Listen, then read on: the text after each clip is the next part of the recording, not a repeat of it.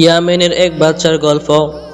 কিতাবুল মুস্তাতরফ হজ্জাতুল্লাহি আলাল আলামিন ও তারিখে ইবনে আসাকির বর্ণিত আছে যে হুজুর সাল্লাল্লাহু আলাইহি সাল্লামের পৃথিবীতে আবির্ভাবের 1000 বছর আগে ইয়ামেনের বাদশা ছিলেন তুব্বে আউয়ালে হুমায়রি।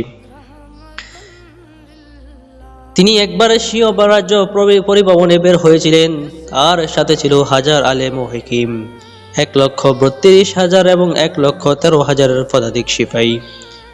এমন শান শৌকতে বের হয়ে যেত। ভ্রমণ করতে করতে যখন মক্কা মুআজ্জামায় পৌঁছলেন, তখন তার এই বিশাল বাহিনীকে দেখার জন্য মক্কাবাসীর কেউ আসলেন না। বাদশা আশ্চর্য হয়ে গেলেন এবং উজিরে আজকে জিজ্ঞেস করলেন। উজির উনাকে জানালেন, এ শহরের এমন একটি ঘর আছে যাকে বাইতুল্লাহ বলা হয়। এ ঘর ও এ ঘরের খাদেমগণ ও এখানকার বাসিন্দাগণকে পৃথিবীর সমস্ত লোক সীমাহীন সম্মান করে।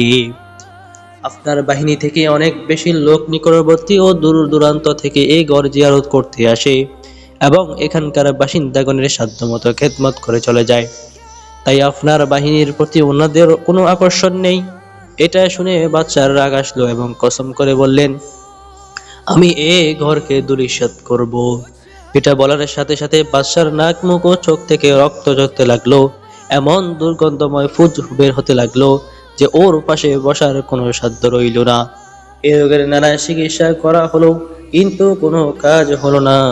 সন্ধ্যায় বাদশার সফর সঙ্গী উলামায়ে কেরামের একজন আলেম রব্বানী নারী দিকে বললেন, রোগ হচ্ছে আসমানি কিন্তু চিকিৎসা হচ্ছে দুনিয়াবি। হে বাদশা মহোদয়, আপনি যদি কোনো খারাপ নিয়ত করে থাকেন তাহলে অনতিবিলম্বে সেটা থেকে তওবা করুন। বাদশা মনে মনে বাইতুল্লাহ শরীফ ও এর খাদেমগণ সম্পর্কিত স্বীয় ধারণা থেকে তওবা করলেন এবং সাথে সাথে রক্ত জড়া এবং ফুস বন্ধ হয়ে গেল।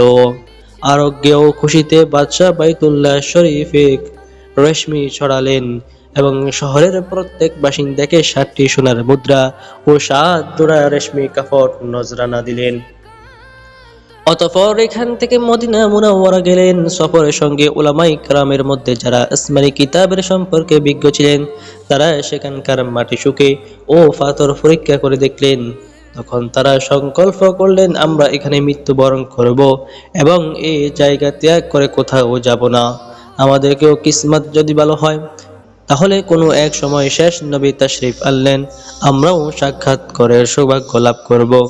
অন্যথায় কোনো এক সময় তার পবিত্র জুতার ধুলি উড়ে আমাদের কবরের নিকট নিশ্চয়ই পতিত হবে, যা আমাদের নাজাতের জন্য যথেষ্ট হবে। এটা শুনে বাদশা ও সব উলামায়ে-গণের জন্য ঘর তৈরি করলেন এবং সেই আলেমের রব্বানির ঘরের কাছে হযরত মুহাম্মদ সাল্লাল্লাহু আলাইহি সাল্লামের উদ্দেশ্যে দোতলা বিশিষ্ট একটি উন্নত ঘর তৈরি করালেন এবং ওসিয়ত করলেন যে যখন তিনি অর্থাৎ রাসূল সাল্লাল্লাহু আলাইহি সাল্লাম তাশরিফ আনবেন, তখন এই ঘর যেন তার আরামগাহ হয়। ওই 400 আলেমকে যথেষ্ট আর্থিক সাহায্য করলেন এবং বললেন, আপনারা এখানে স্থায়ীভাবে থাকুন। অতঃপর সেই বড় আলেম রব্বানীকে একটি চিঠি লিখে দিলেন এবং বললেন, আমার এই চিঠি শেষ নবীর খেদমত পেশ করবেন। যদি আপনার জিন্দেগিতে হুজুর সাল্লাল্লাহু আলাইহি সাল্লামের আবির্ভাব না ঘটে, তাহলে আপনার বংশধরকে ওসিয়ত করে যাবেন যেন আমার এই চিঠিখানা বংশানুক্রমে হেফাজত করা হয়, যাতে শেষ পর্যন্ত শেষ নবীর খেদমত পেশ করা যায়। এরপর বাদশা দেশে ফিরেও গেলেন। এই চিঠি 1000 বছর পর নবী করিম সাল্লাল্লাহু আলাইহি সাল্লামের খেদমতে পেশ করা হয়েছিল।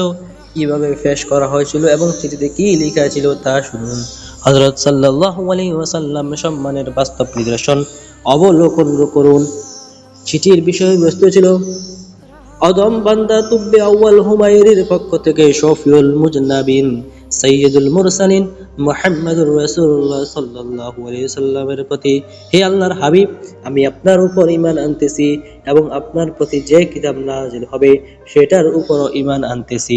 আমি আপনার ধর্মের উপর আস্থাশীল। অতএব যদি আপনার সাথে আমার সাক্ষাতের সুযোগ হয় তাহলে খুবই ভালো ও সৌভাগ্যের বিষয় হবে, আর যদি আপনার সাক্ষাৎ নসিব না হয় তাহলে আমার জন্য মেহেরবানি করে শাফায়াত করবেন এবং কিয়ামত দিবসে আমাকে নিরাশ করবেন না। আমি আপনার প্রথম উম্মত এবং আপনার আবির্ভাবের আগেই আপনার বায়াত করেছি। আমি সাক্ষ্য দিচ্ছি আল্লাহ এক এবং আপনি তার সত্যিকারের রাসূল।